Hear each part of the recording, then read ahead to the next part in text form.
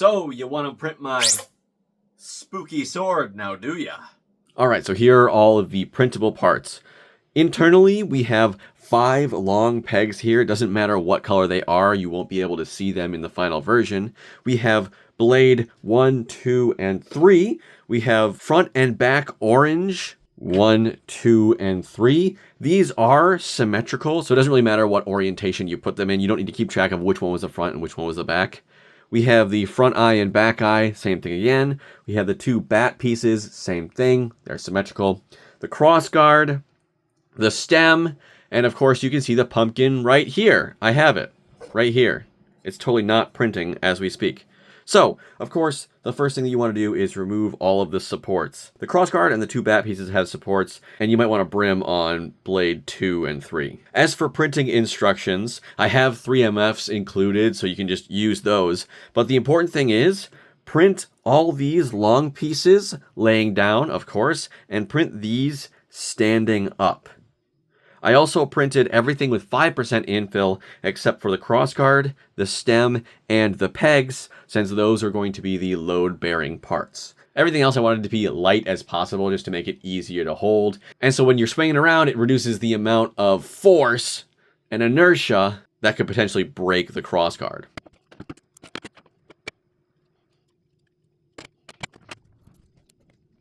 Okay, so the first thing we're going to do, kind of all in one step, is put the blades together and then put the orange parts right on after. So you might want to do some dry fitting of everything before you slide things together. And again, like I said, doesn't matter if you put it on like this or twist it around and put it on the other way.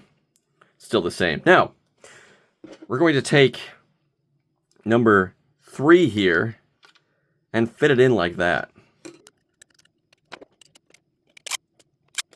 Now you're definitely going to want to do a good job removing the brim if you have one on the blade, because if you don't, you're going to have a hard time pushing this in all the way. Ugh. Sorry, camera. And then we can do the same deal with the orange 1. So as you can see, it's not super duper tight a fit, so make sure you're holding it in until the glue dries. And then while we're doing that, we can glue in the orange 2. Come on. Get in there. There we go. Ah! I didn't wait until the glue dried. It may be a bit of a tight fit, as you can see, but again, wait until the glue dries and you should be good. Press it down nice and hard there. You might want to use this method where you put the 2 pieces in like this at the same time.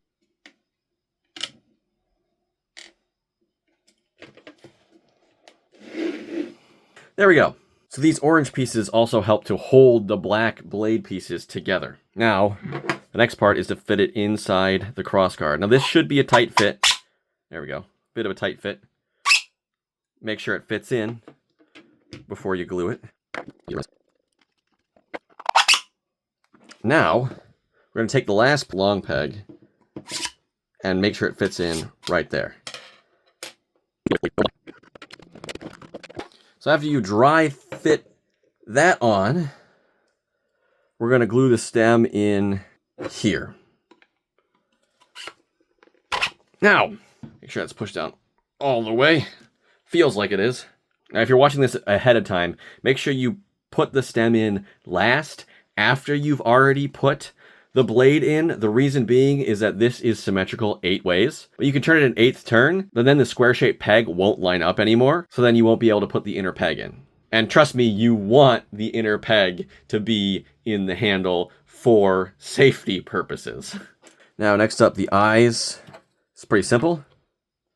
You can just fit them on here. Now, make sure that you have the support scarring properly cleaned. You might need to sand this a little bit even if it doesn't fit on. But if and when you do, you should be able to just pop it right on. Might take some force.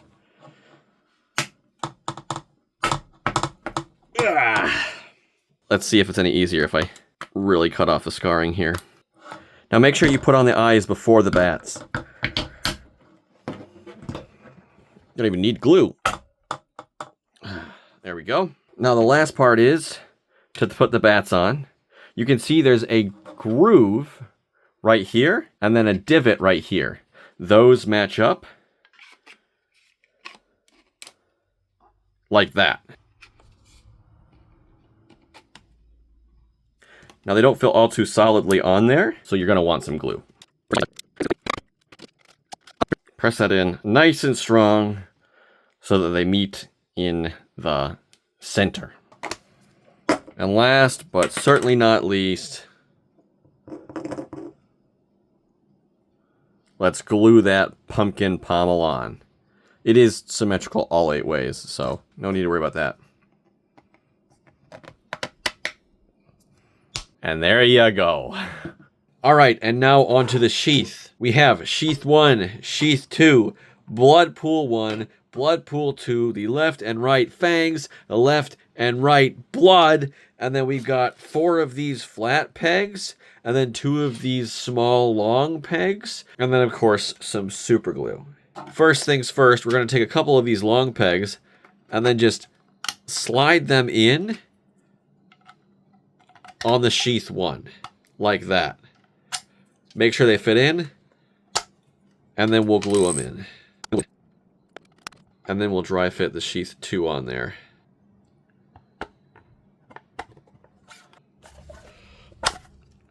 Okay, now that we know that fits, we can glue it in there. There we go. And then real quick, we can use the blood. Now the long side is on the bottom here, and we can fit it in here as a way to make sure these two are completely joined. This kind of holds the 2 pieces together.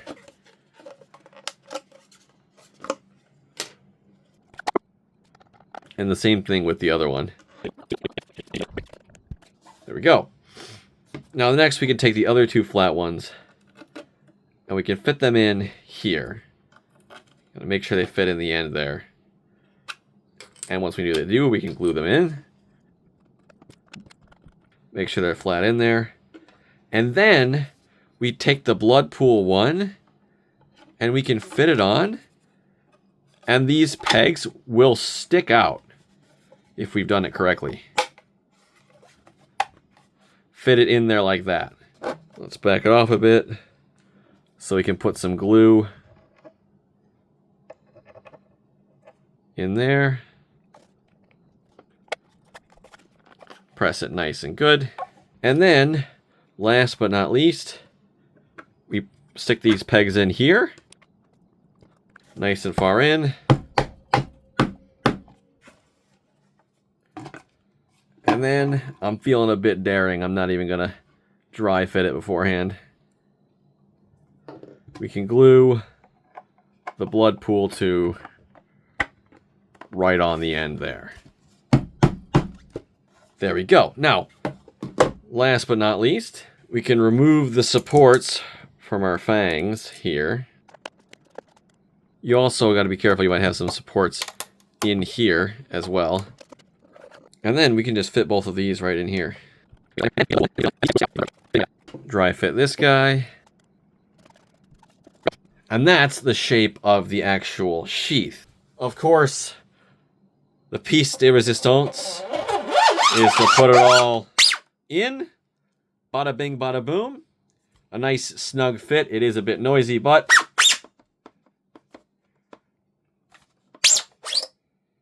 there we go. Okay, bonus feature. I made a little hanger so you can hang it up on the wall. Now, what you're going to need is the hanger, which consists of this big piece and these 2 small pieces. Now, the reason I have these small pieces is that the big piece is printed flat like this, which means that it's weaker if you like bend it down this way, because 3D prints are weak along layer lines. So I added these in just in case. You also need a hammer. Put that in there. You don't really need glue. They're not going anywhere. Oh. But if you really want to glue them, you can put them there. And then you need a couple of nails. And you find the stud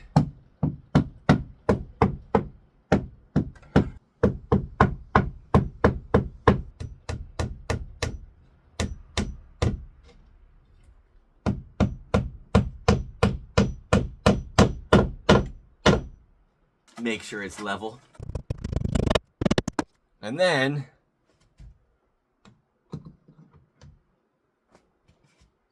voila. Also, if you have a belt, you can thread it through the vampire fangs here.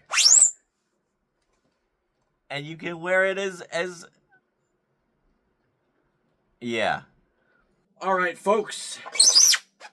Thank you for watching. I appreciate you checking out my models, and I will see you next time. Bye.